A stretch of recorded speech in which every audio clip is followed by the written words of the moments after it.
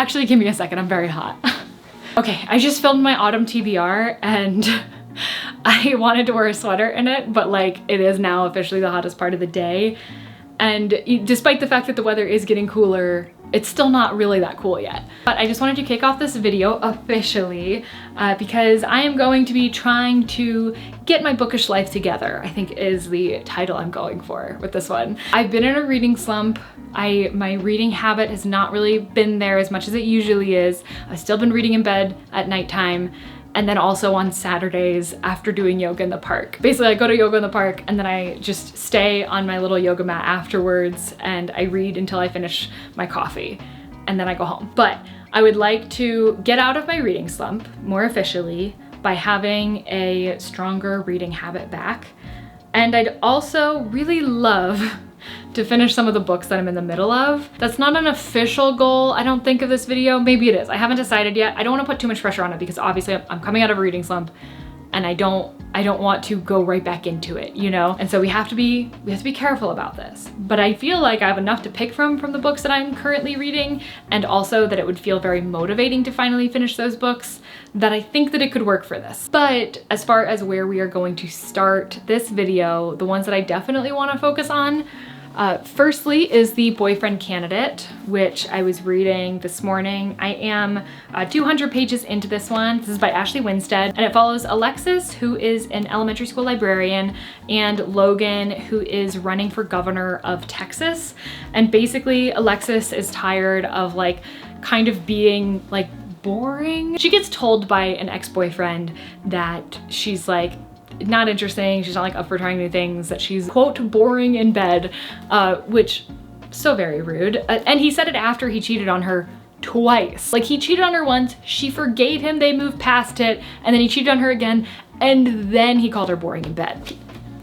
So rude. So she decides that she's gonna like go out a year after they've broken up. So like she's like over it, but she's not quite over what he said. She goes out on the anniversary of this breakup and she's like, I'm gonna have a one-night stand. That's how I'm gonna prove to myself that I can do whatever. I can be this cool person that can just have fun for the sake of having fun and like whatever. She ends up meeting Logan and things go well. Things seem to be going in the direction that she was hoping for.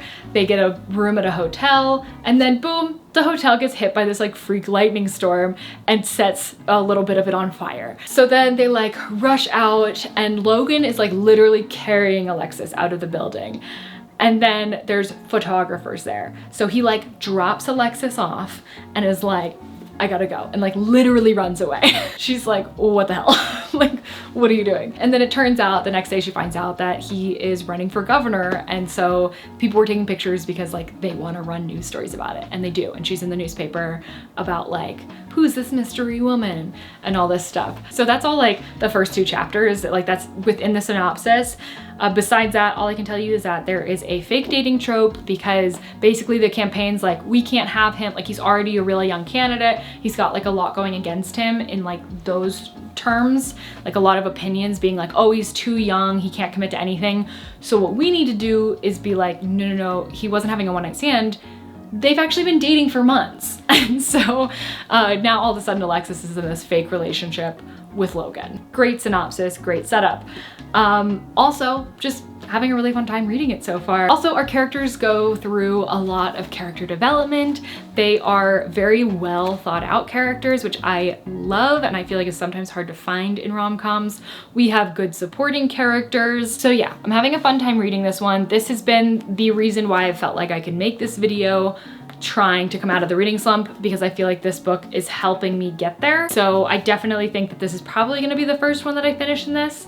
And then the other one that I know that I for sure wanna work on is Babylon's Ashes. I'm supposed to be in a reading group of this one for this month. And oh, I thought I was 18 chapters in, I'm 15 chapters in. This is the 6th book in the Expanse series. And basically my like reading group, we were reading 3 chapters a day, which is what we've been doing for all of the Expanse series. But it was like during peak reading slump. In fact, me even getting 15 chapters in is kind of amazing because of how like slumpy I felt. But I think the group is now nearing the end of the book. How many chapters are there? I know I recently saw, okay, maybe I have a little bit of time to catch up. So I do want to read this one. And also I have been enjoying it. Like, it's not like I haven't been. It's all been me. It's not been the books I've been reading, because honestly, I've put down some really great books while in this slump. I do think that I'm coming around. I think once I finish The Boyfriend Candidate, I'll be ideally ready to read this one. So we'll see. I'm trying not to put any expectations on myself, because that's probably what got me into the reading slump in the first place. It's usually what does get me into reading slumps. That's the plan.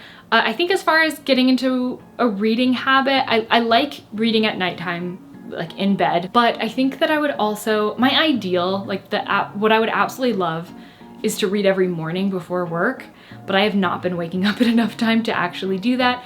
So I'm not gonna put that expectation on it, but I think that I would like to at least once a day go sit outside and read, because I think that that is where I most enjoy reading and where it makes me feel like the happiest while reading. And the weather's pretty great right now, so I feel like it kind of works in my favor. I think during an upcoming clip, I will actually look at all of the books that I am currently reading and walk through those with you, but I'm just not ready yet. Right now I'm proud of myself for starting this video.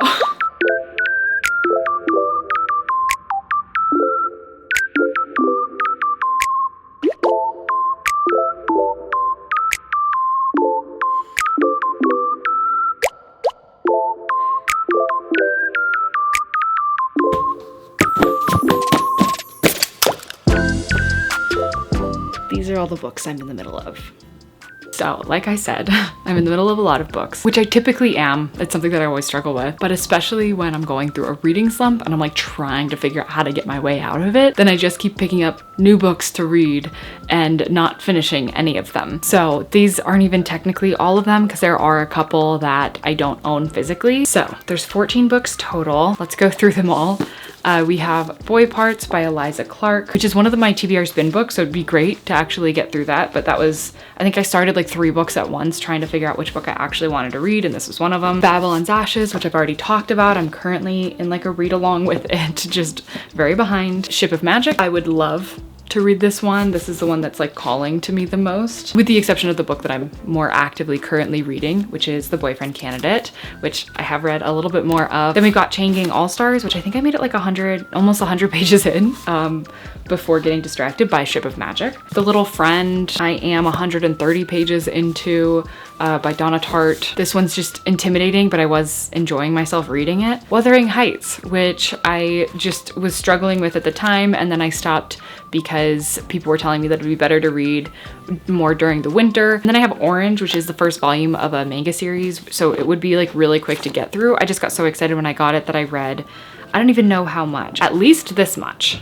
So like a good amount. And this is actually now on my fall TBR, which I just filmed yesterday. And then also Entangled Life is on my fall TBR. And I did actually end up listening to a little bit of this. Sorry, Scott's being very cute. I did end up listening to a little bit of this last night as I was going to bed. And then as for the books that I don't own that I'm in the middle of, Never Whistle at Night, I have that on my Kobo because I got it from NetGalley and I just haven't finished it yet. It looks like I'm about a third of the way through it. I feel like maybe I'm a little bit further and just hadn't been keeping track. Oh, this one's bad. I'm 70% of the way through The Bluest Eye by Toni Morrison. I was going to be a part of this big read along through all of Toni Morrison's books. It started with The Bluest Eye, and then I went through a huge reading slump. That was my last reading slump. It started while I was in that reading group. So I ended up deciding to leave it and leave like all reading expectations at the same time. That was in November of last year. Oh my gosh. Yeah, I really need to finish that. Then we have The Woman in Me by Britney Spears. I made it 14% of the way through that. And then lastly, we have For You and Only You by Caroline Kepnes, which I made it 40% of the way through with. That's the 4th book in the You series, or the Joe Goldberg series, I think is technically what it's called, which I was having a good time reading. And actually this time of year feels pretty perfect for reading that. So that could be an option. It's kind of nice to remind myself of the options, but those are the 14 books I'm in the middle of. I don't know how much I'm gonna get done in this video because once again, I'm trying not to set expectations. Right now, my only focus is reading this one and to be reading like regularly. I don't know how many books I'm even going to attempt reading in this, but I would love to get, I mean, even if it was just like 2 books off of my currently reading, maybe like my goal should just be like to finish 3 books in this video in general. And then I'll feel like, okay, I've done it, I'm out of of the slump. I feel like that's like a generally pretty calm expectation, especially if I'm like just picking books that I've already started, but then that leaves the door open for if I want to start a new book and I'm feeling that is going to help me through the reading slump more, then I can do that.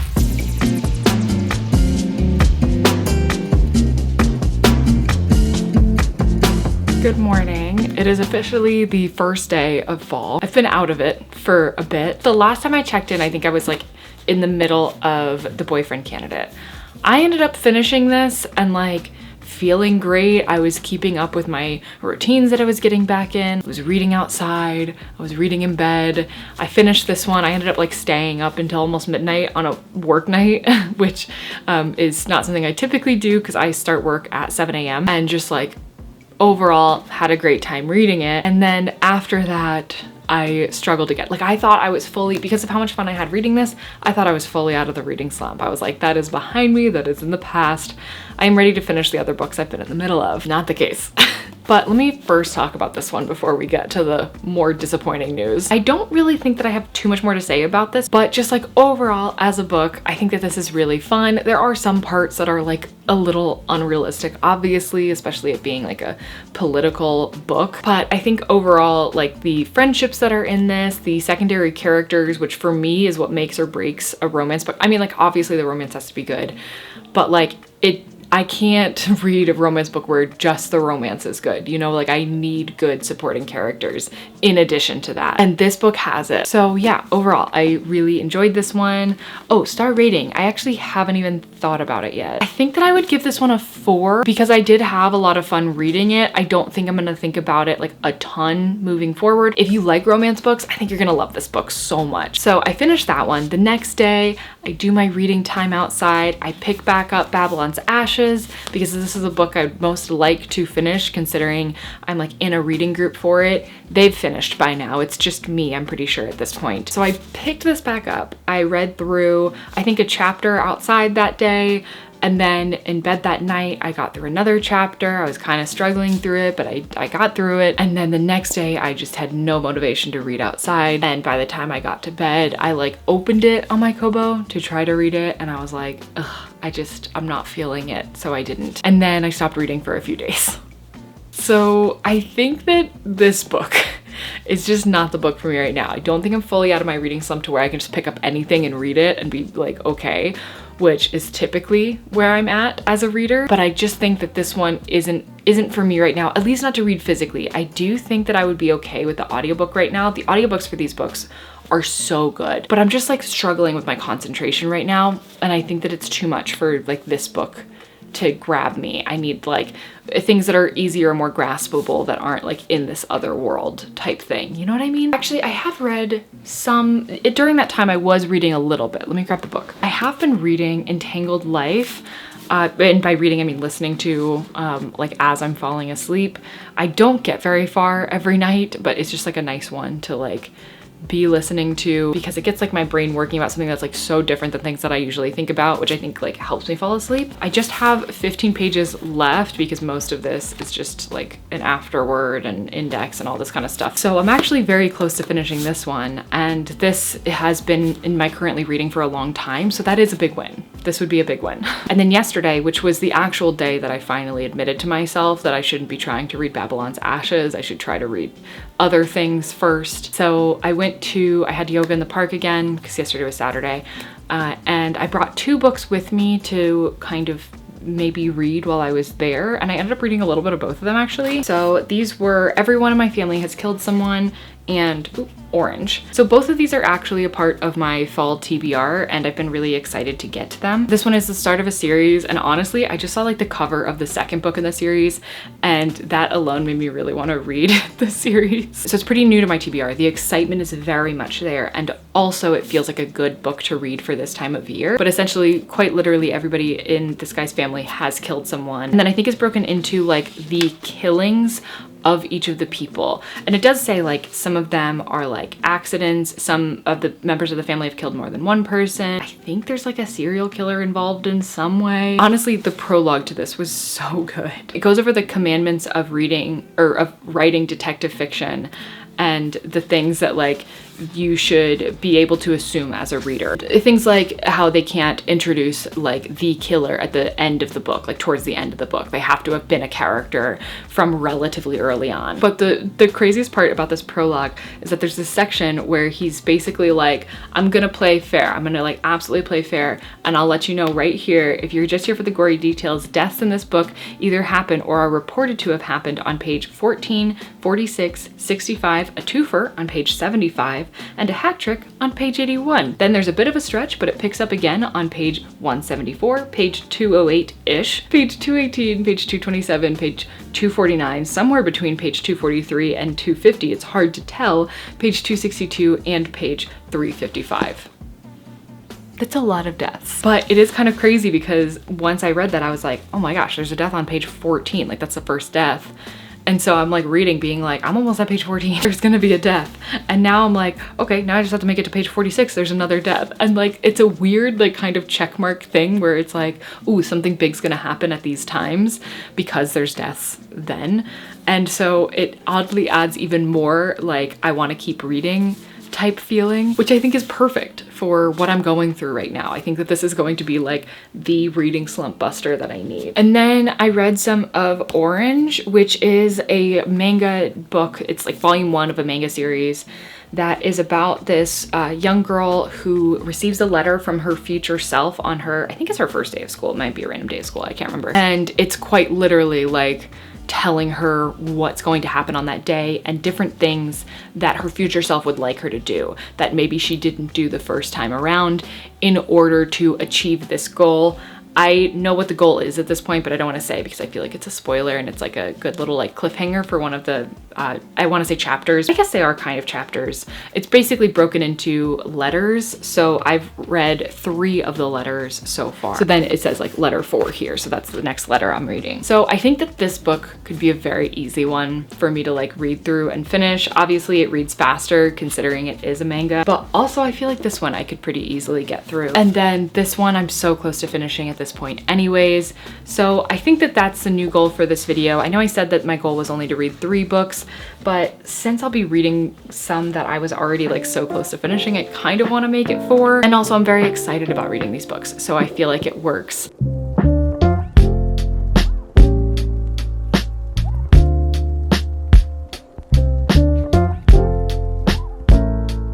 So great news, I finished 2 books. So the first is Orange, which I finished yesterday. I had my outdoor reading time, it was lovely, and then I got to reading this. I don't know how I feel about it as a whole, and I can't even really decide if I want to continue on to volume 2. It's a very repetitive feeling book. So there were 3 volumes in this technically. So this is a collection number 1, and then there's 3 volumes within it. And like I said, our main character, she's getting letters from her future self with like things that she should be doing. And I think there's like a little bit at the beginning of her being like, oh, like, can I trust these?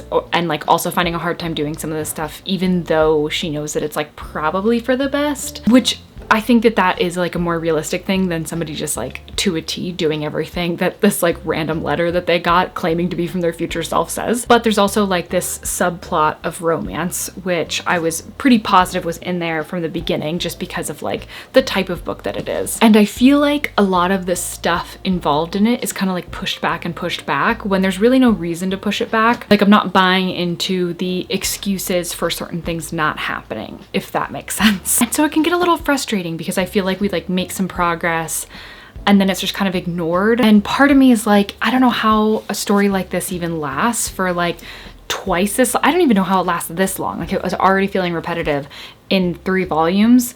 But there's another collection, which I'm assuming it's another 3 volumes, and then another one that's going to be published soon, or maybe it already is, but my library doesn't have it yet. I was just like looking to see, because I don't think I would buy a physical copy again, because like I'm not that invested, but realistically, like it is a really short reading time. So getting it from the library, like, I don't know, I might continue it. I haven't really decided yet. But overall, I think I'm gonna give it like a 2.5 stars. My 2-star range typically means that I'm still glad that I read it, but there were some parts that were just like slow for me or that I really like wasn't enjoying all that much. But it was like super easy to read and like a nice thing to do while I was in a reading slump, you know, because obviously like reading a manga, you just feel like you're flying through it. And then the other book I finished was Entangled Life by Merlin Sheldrake. So this one, again, I've been reading for so long, so it's actually really nice to get another book off of my like currently reading list. It was good. I actually really liked like the last chapter and the epilogue, which is really like all I had left before starting this video. I might have been in the second to last chapter, I don't remember now. But I don't have like a whole lot else to say about it. I think there's a lot of like really interesting things in this. If you're like vaguely interested in nature, I think that you would really like it. It does get very technical, more so than some other like nonfiction books that I've read, but I think that that makes sense for the topic matter. Also, there's this whole section that's on the same like fungus thing that is used as like a big part of the story or like the plot of The Last of Us, which is both a video game and now a TV series. So if you're kind of interested in that, I feel like it was very fun reading. That was like my favorite section to read through. It's pretty close to the beginning, and so I would highly recommend it for that. I did want to share my favorite like quote from it. Really, like this whole section was so good, but I'll just stick to the last quote because it's a lot. Mycelial network is a map of a fungus's recent history and is a helpful reminder that all life forms are in fact processes, not things. The you of 5 years ago was made from different stuff than the you of today. Nature is an event that never stops. Overall, I think that this is probably a 3-star for me. I think that I was very like interested in a lot of it, but there's also a lot that kind of like lost me just because it was so technical. But overall, very happy I read it. I would definitely recommend it to other people that are interested in nature nonfiction books.